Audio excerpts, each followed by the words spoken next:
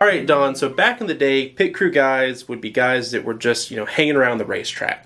But nowadays, pit crew members are some of the most skilled people in sports.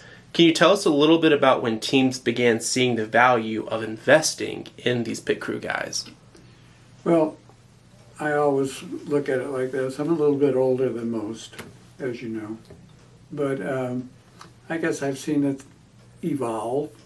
And one thing that I got to say is this. Like any kind of racing, back in the 50s and 60s, nobody really made any money at it.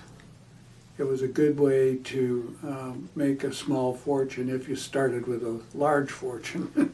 but as time went on, you could see that there was an edge to be gained if you had people that were a little bit more familiar with what you really had to do that on that Sunday. When you get there, you only have a couple hours to get it done. So when you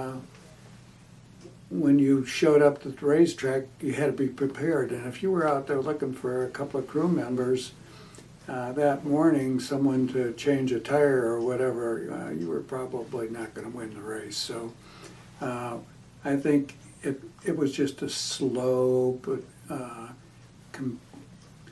not.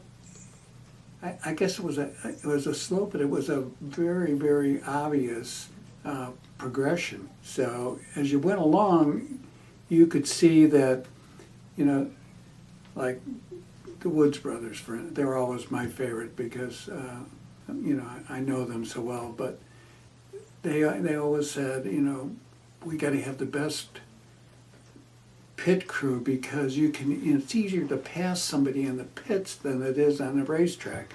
And that's always been the philosophy. And because they were so much faster in the pits, they could pick up 10, 15 spots sometimes in a race. Whereas other guys, they would spend 3 times as long, trying to change a tire.